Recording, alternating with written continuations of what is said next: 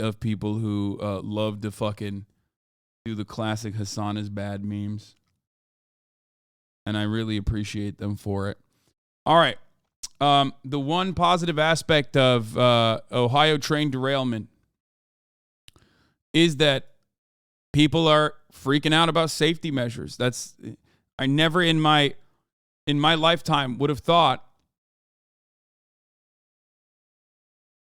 I never in my lifetime would have ever thought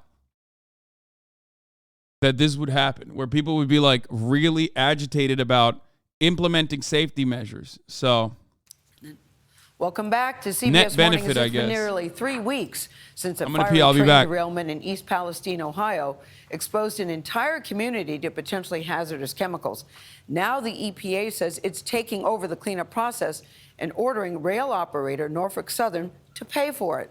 Now there are calls for change to make sure nothing like this ever happens again. But the question now is, how did this happen in the first place? Roxana Sabiri has been looking into that, and she's in Youngstown, Ohio. Roxana, good to see you. People there have a lot of questions still. They do. Good morning, Gail. The NTSB report detailing the causes of this incident is not expected for another year or so. But there are several factors in the ways trains operate across the country that could have contributed to this disaster, a disaster that has left many people in this community frustrated and scared. It was a waste of 2 hours. A waste? Well, sure. Matthew Stokes, who works near the site of the toxic train derailment, says the state's new medical clinic didn't help him with his headache or chest pain. I did talk to the toxicologist. There's nothing they can do. While people here wait to learn about possible health risks, officials are stepping up pressure on Norfolk Southern. In the face of Norfolk Southern's arrogance and incompetence, I want you to know we are fighting back. EPA Administrator Michael Regan announced he was ordering the rail operator to pay for the whole cleanup of East Palestine or suffer the consequences. If the company fails to complete... It's so serious. Trump brought in the Ohio big boys for his conference. Oh, my God. Oh, dude, that's how you know. That's how you know shit's serious. I mean, this is a massive beefy ass L for the Biden administration. Like literally having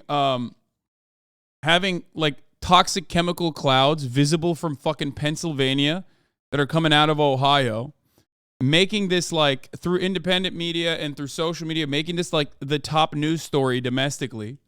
Okay?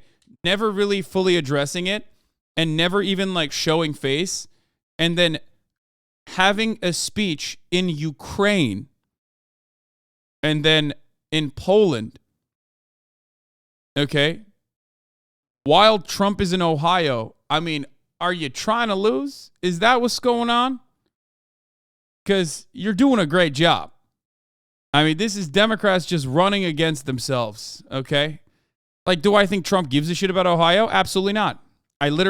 Trump is directly responsible, more so than the Democratic administrations that came before it and came after, with respect to deregulation. He did deregulation from top to bottom, but it doesn't fucking matter. This pic was confirmed real a bit ago. Pretty neat. Deputy Pentagon Secretary Sabrina Singh confirmed the following photo is authentic and was indeed taken by a U-2 pilot flying over the Chinese spy balloon. Nice.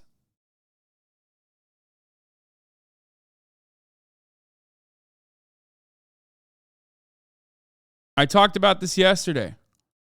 This is something I've been talking about for a long time now. Okay?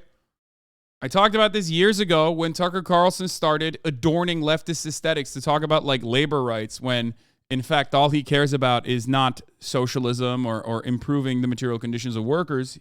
He is a trust fund child with a bow tie who absolutely fucking despises the working poor. He just cares about, implementing WASP nationalism. But if the Democrats don't fill that void, someone will. And when they fill that void, when they fucking fill that void, they will fill it with a whole bunch of bullshit. They will fill it for nefarious reasons.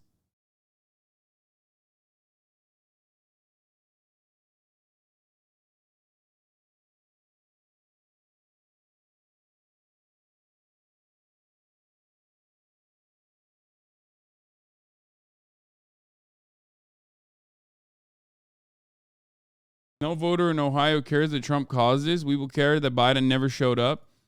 Him and DeWine, both are absolutely just botched Ohio. Yeah.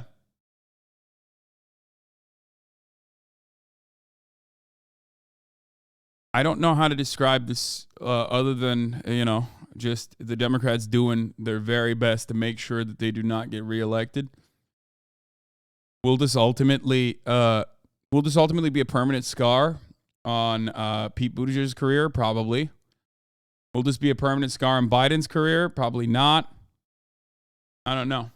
complete any action ordered by EPA, the agency will immediately step in, conduct the work ourselves, and then force Norfolk Southern to pay triple in cost. But the kind of train that derailed in East Palestine highlights a growing cost-cutting strategy in the rail industry, known as precision scheduled railroading, which seeks to streamline rail operations by lengthening. Blame Biden more when Republicans don't want government intervention. Make up your fucking mind, victims. Wait, what? No, I blame Biden for doing bad policy and bad politics. Republicans do bad policy, but also do good politics. Okay? This is a moment where the Republicans who have done bad policy are doing good politics to hide the bad policy that they've done and literally shift the blame over to the Democrats who ostensibly are supposed to be on the better side of policy, even though usually they're not, okay, but are doing such dog shit abysmal politics that it doesn't fucking matter.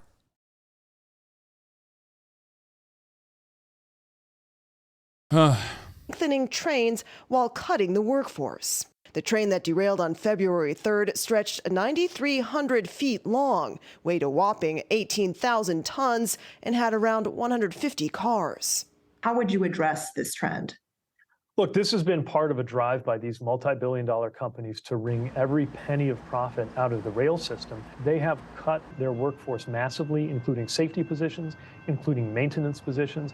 Between 2011 and 2021, the number of workers at the largest U.S. rail companies decreased by 28%. Over the same period of time, net revenue. I don't think that liberal journalists are doing as bad as a job. I think Alan is so hyper-focused because this is like his main thing. Okay?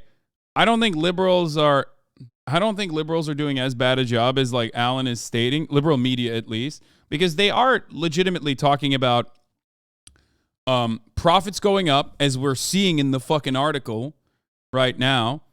They're doing a great job talking about how profits have gone up. They're doing a great job talking about how they have avoided listening to the fucking reasonable demands made by railway unions. Maybe not as much that, but at least they show that the labor force has been downsized, right?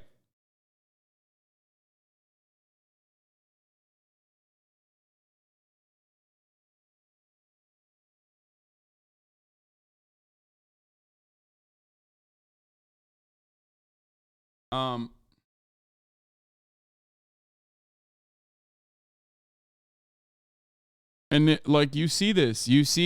Look at this. Trump speaking at a Hilton in Palm Beach criticizes Biden for going to Ukraine, but not Ohio. You might recall that Trump was impeached for trying to extort the Ukrainian government. No one cares about this. Like, the funniest part about that entire story is that Trump literally was like, yeah, we'll keep giving you arms, as they did, okay? But just you got to find dirt, which is definitely an impeachable offense. That was a violation for sure, right? But you can't cover a Trump W like this when he's literally right, okay? When he's completely correct, and it looks awful from the perspective of average Americans, okay? When you're doing politics. He meant NATO, not just Ukraine. Yeah, good luck, globeheads. Explain that to dudes living in fucking Pennsylvania and Ohio. I don't even agree with it too. I don't even agree with that attitude anyway. Sorry, you silly, pathetic losers. You don't understand. He met with NATO, and that's really important. The fuck are you talking about? There was a time and place when there were liberals in the Democratic Party who talked about how military spending was absolute bananas. and that we need to do something about it to make sure that we help our citizens instead of continue bloodshed overseas. That's long gone. Post 9/11, there is none of that, okay? It's crazy. Look. Done in 2 years. Nobody's ever seen anything like it. And even now you have a president going to Ukraine, and you have people in Ohio that are in desperate need of help. And I was very proud to say that I announced I was going to Ohio. You know, FEMA said we're not going to give them anything. The Biden administration said we're not going to give them anything. And then I announced I'm going. Please sit down. Look at that. Look. A kernel of truth and a whole bunch of lies wrapped up around it. But it doesn't matter because the kernel of truth is there. He went to Ohio. Biden went to Kyiv. Okay? The lies are FEMA didn't want to give anything to fucking Ohio. That's a lie. Okay? That was directed by Mike DeWine, the governor. The Republican governor of Ohio was the one who denied the actual fucking help from the government. Okay? But hey, you get to dominate the narrative like this. If you can just openly state this shit, you get to dominate the narrative.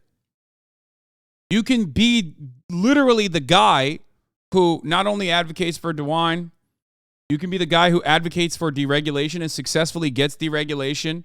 You know what I mean? Reversing an Obama-era decision, for example, that deregulated the railroads, as we talked about, as the railroad companies, as we talked about. And you can still get to make this argument. And most people will believe you because you're there. You went there. They successfully caused the problem and then turned around. Republicans, I mean. They successfully caused the problem. Democrats are not infallible in this either. But if you're looking at it strictly from a Republican perspective, they caused the problem almost directly. Their ideology is directly responsible for this. Deregulation is. Okay? Then they turned around and shifted it to a culture war narrative. They slided the fucking conversation away from deregulation to a culture war narrative. These are white people in Ohio. These are hardworking, white working class people that have been left behind by the bi-coastal elitist Democrats. Okay? They slid that convo neatly into a white people are under attack and the Democrats don't give a fuck about it box. Okay? And meanwhile, the Democrats are doing nothing to combat it. They didn't do a good job trying to combat it. It's not that the Republicans are exceptional at reframing narratives. I mean, they're pretty good because they want to win and they don't have a lot of support and their ideas suck. So they have to do everything they can to win and they're going to play dirty. But Democrats, on the other hand, don't want to win. They love the situation that they're currently in where they have like no real meaningful control. So that they could just throw their hands up in the air and say, oh, fuck, we can't do anything about it.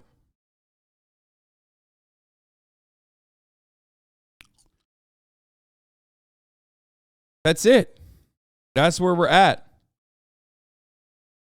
That is precisely the reason why Democrats are losing this conversation, just like every other fucking convo. Libs are pro-war. They just want a war they can feel good about.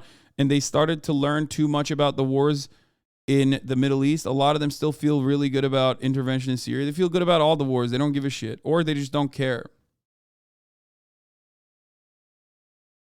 The Dems legit don't care about working class people at all. And if the Republicans can pretend like they do for good PR, they will. Yeah.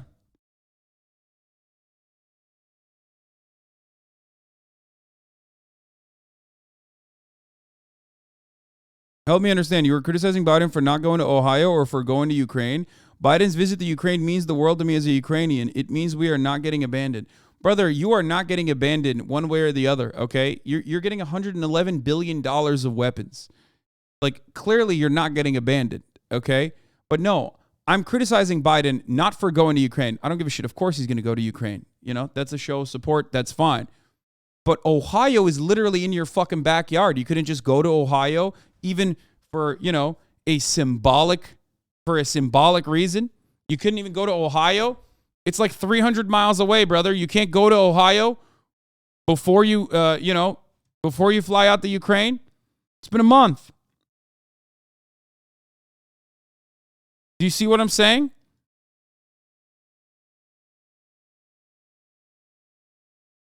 Can he go to Ohio and go to Ukraine? Yes, yes, he can do that. Chatter. My Ukrainian chatter friend. He can do that. That's what I'm criticizing. I'm not saying, why the fuck did you go to Ukraine? I don't give a shit. Of course he's going to go to different countries. Like, he's the president, right? There's a part of, like, soft power, hard power, all this shit. But I'm pretty sure he could go to Ohio at a certain point, too. I mean, he could have gone to Ohio and then flown from Ohio to Ukraine.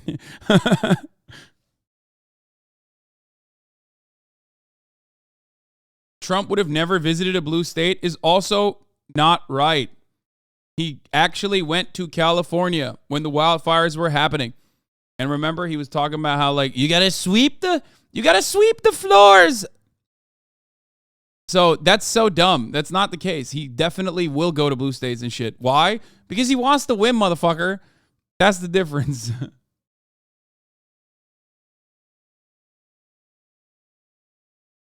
They had to sneak his ass into Ukraine on a train. They can't fly him to Ohio. That's what I mean. Why would Dems want to win? They benefit from Republican policies. They benefit from their position as champions of the moral high ground. It's a win-win to lose. Yeah.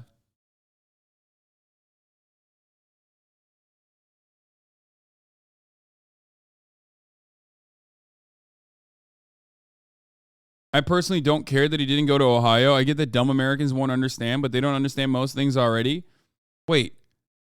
But that's not how you do politics, man. You do dumb shit all the time. Why the fuck do people go to Iowa? You think anyone gives a fuck about Iowa? No.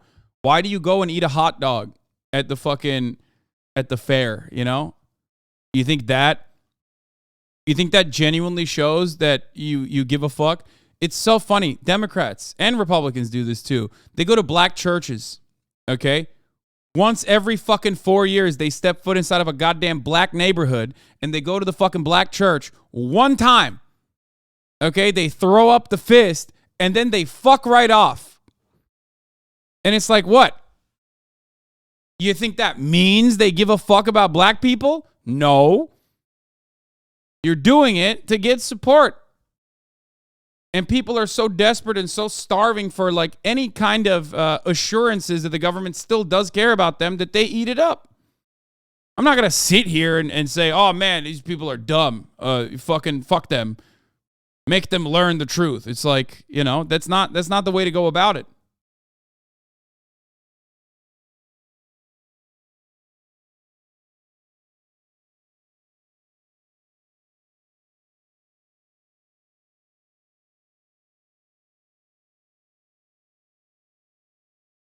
If you do that, you get an easy political optics win. Otherwise, the Republicans will take that easy W. Exactly.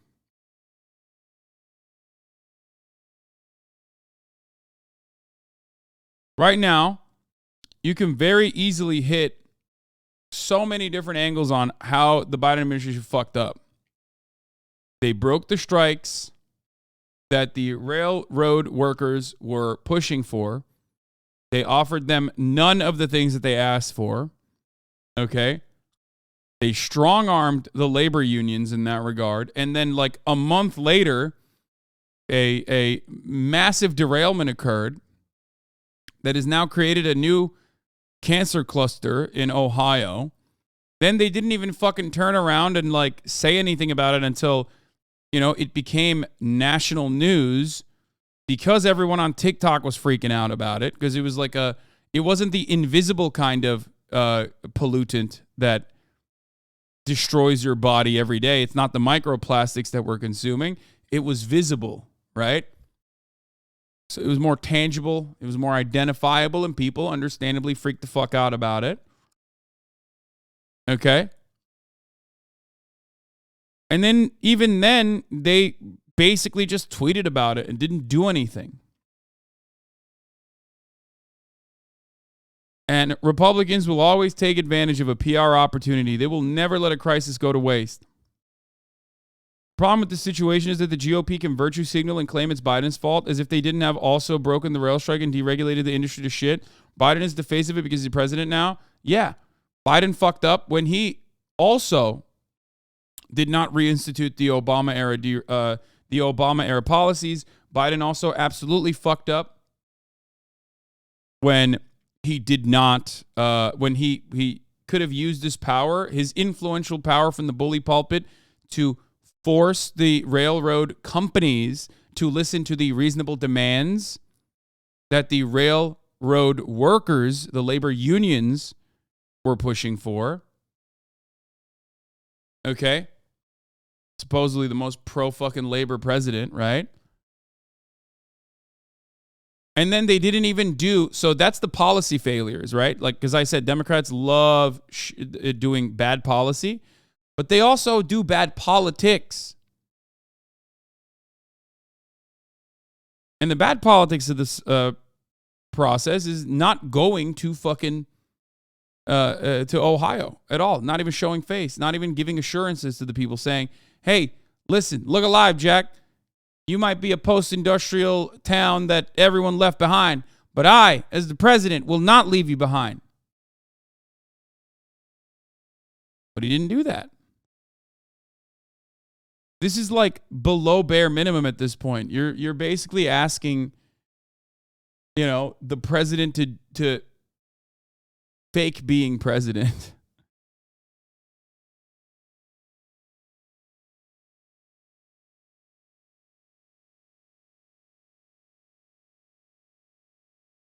Like, what's up? You want to just like lose Ohio forever? Why'd you focus on building a microchip center there then? You know what I mean? How are you gonna ever win these people over? Motherfuckers that work at the goddamn facilities that you are opening up, that you're literally using congressional power to open up and subsidies to open up, are gonna turn around and vote for Donald Trump. Good job.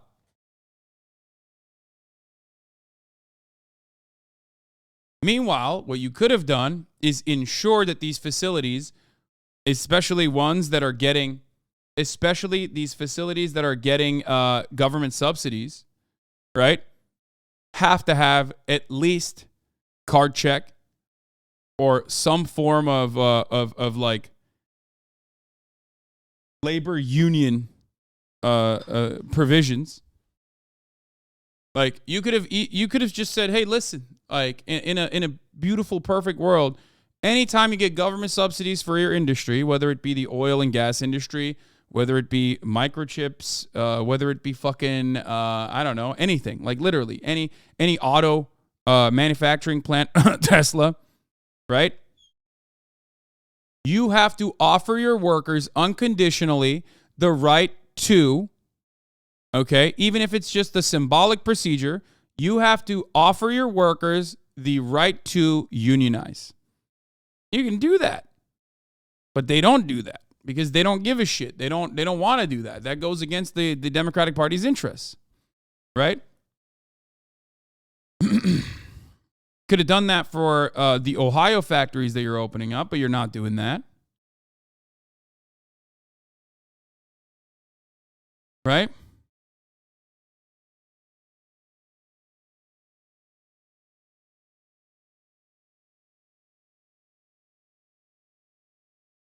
I'm not even saying force them to be unionized. You know what I mean? Because, like, that'll never happen. I mean, that's too perfect of a world. Just force them to at least as a starting point, suggest, do a fucking roll call on how many people anonymously want to join a labor union. You know what I mean? That's something that you could demand. Authoritarian unions, let's go. I mean,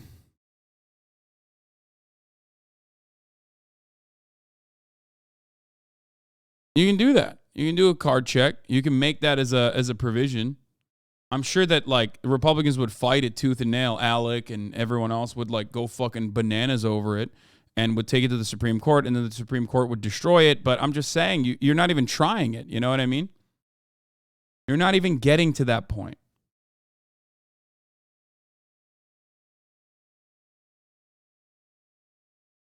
I announced I'm going. Please sit down. Yeah, go ahead, sit. We'll be here for a while. What do we have to do? What do we have to do? But done in 2 years, nobody's ever seen.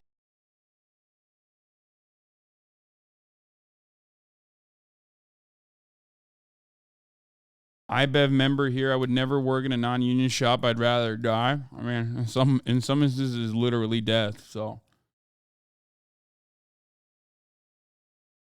Swamp the rhinos. this is my favorite take from Donald Trump. I saw this and I lost my fucking mind. It's such good It's just he's popping off. To swamp the rhinos, the deep state, the globalists, and actually the communists. You know, I used to say we'll never be a socialist country.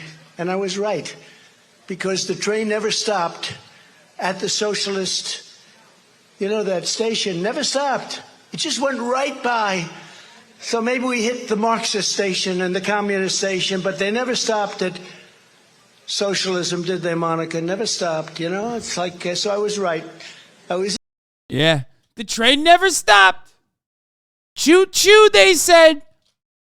We're at the communist station. Yeah, dude. America has communism now. The more capitalist America gets, the more communist Republicans call it. It's so funny. All aboard. We got to the Marxist station. As you know, Marxists love deregulating. They love saying redundancies and safety measures are silly and get in the way of the profit motive. Get in the way of the profit margins. This guy, Karl Marx, folks, he wrote a whole book. He loved capitalism. Wrote a whole book about it. Called it Das Kapital. He's indirectly right. I wish I were right. I wish at least they stopped for a little while and then we'll settle that problem. But they've gone long beyond that, what they're going. To swamp the rhinos, the deep state, the globalists. ANC is dying. They're dying. I always predicted they'll endorse me sometime prior to the election. Might have been the only thing I've been wrong about, actually. But now they wish they had to do that over again. No, they're all dying. Even Fox is way down. Fox is way down. Yeah. Because they're not on board with us. They're not on board with us.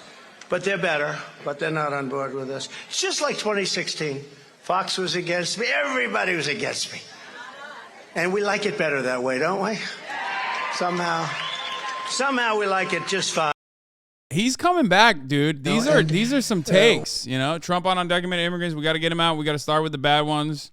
Trump proposed an executive order banning federal agencies from promoting the concept of sex and gender transition at any age. He's hitting all the high notes. He's talking about trans stuff. Even talking about these subjects? Think of that. Gender affirming care.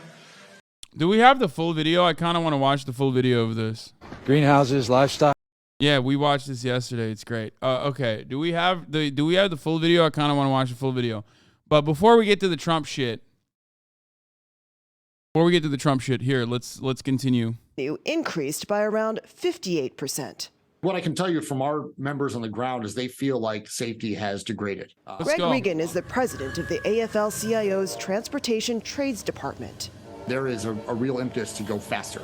And so we've seen that pressure decrease the inspection times from about 2 minutes down to an average of 30 to 45 seconds. He says data from the Federal Railroad Administration shows the rate of accidents has increased over the last 10 years, particularly in rail yards. Yesterday, the Department of Transportation called on the entire industry to immediately make several changes, like using technology to improve inspections and replacing older tank cars with newer, more secure ones, something rail companies have long resisted and Congress has not made a priority. We definitely need congressional action. We need some of the people who have stood with industry to stand on the side of safety instead. Do you think East Palestine is a wake-up call? I think that none of us can look at what happened there and say that everything should continue just the way it was before. In a statement, Norfolk Southern said, "We are going to learn from this terrible accident and work with regulators and elected officials to improve railroad safety." Norfolk Southern said, guys, we have a lot of learning to do. We're gonna sit our white asses down and listen, okay? You don't understand. We are so sorry. We are so fucking sorry. I mean, we totally, what is this? I'm connected from a connectivity community called the Ya Vejia in Nasa de Pueblo Nuevo Reservation in Caldona, Cuaca. It serves 859 people. There are more than 3,000 in Colombia. Here I show that they are possible. What? Why did you send this to me? This connectivity community thus defends its own language, produces local television, has its own technicians, and allows telephone communications to connect to the optical fiber that reaches Caldona. What the fuck? Bro. No way. This motherfucker gave fiber optic to like 300 indigenous people, 3,000 indigenous people, and you don't have it in Los Angeles. I'm losing it, dude. That's crazy. Bro.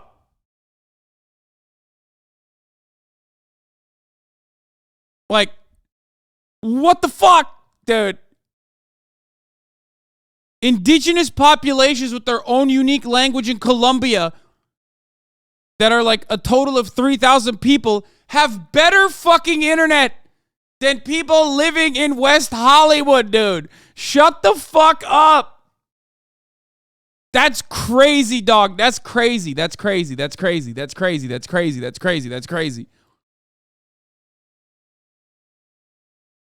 There is no better representation of how demonstrably corrupt the United States of America is, that poor countries like this, okay, poor countries like this can do more for all of its citizens, literally no matter where they are, than the United States wants to do.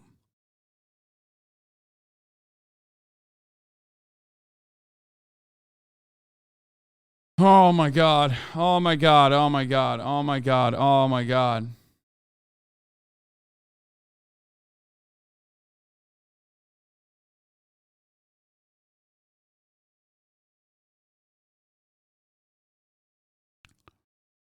I mean, good on them.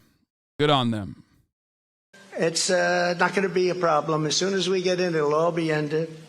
I'll sign a new executive order instructing every federal agency to cease all programs that promote the concept of sex and gender transition at any age. It's enough. At any age. You know, I ended it in the military. I took a lot of heat.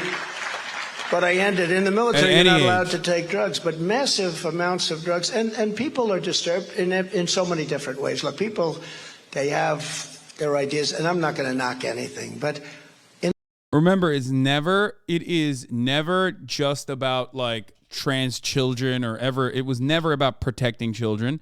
You don't protect children by like stopping them from taking hormone blockers. And very quickly, the narrative shifted over to, no, adults too. Like, adults too. Always.